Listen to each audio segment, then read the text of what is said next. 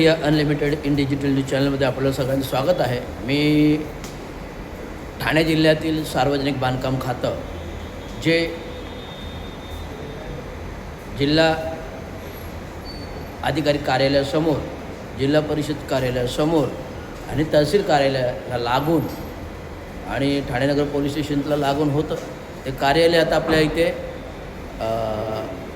कुठे पार्किंग प्लाझामध्ये ज्युपिटरच्या बाजूस स्थलांतरित केलेलं आहे. कारण त्या ठिकाणी भव्यदिव्य अशी शासकीय जिल्हा परिषद कार्यालय, जिल्हाधिकारी कार्यालय आणि सार्वजनिक बांधकाम कार्यालयाच्या इमारतीचं काम माननीय माजी मुख्यमंत्री 2.5-3 वर्ष जे होते त्यांच्या कार्यकालामध्ये चालू केलेलं आहे. सर्व शासकीय इमारती तोडून नव्याने प्रकल्प होत आहेत.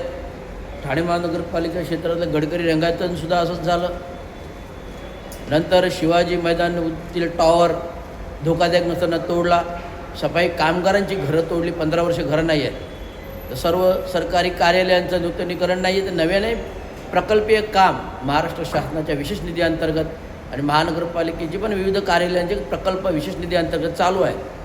तर आता काय झालं आहे, मी गेल्या फेब्रुवारीमध्ये अर्ज दिले होते माहिती अधिकाराचे, परंतु सदर कार्यालयाने वर्ष होत आलं तरी माहिती पुरविण्यात आलेली नाही. आता मी स्वतः माहिती घ्यायला आलो, स्वहस्ताने माहिती मिळाली.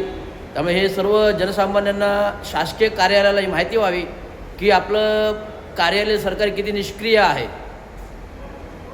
मे मध्ये स्वतः मुख्य कार्यकारी अभियंत्यांना भेटलो, पाटील साहेबांना चर्चा झाली. आम्ही माहिती देतो पण माहिती काही पोचली नाही आणि जी काही दिली आहे ती समाधानकारक नाही आहे. जे मूळ अर्ज दिले, जे मूळ अर्ज आहेत त्यांचाच उल्लेख नाही.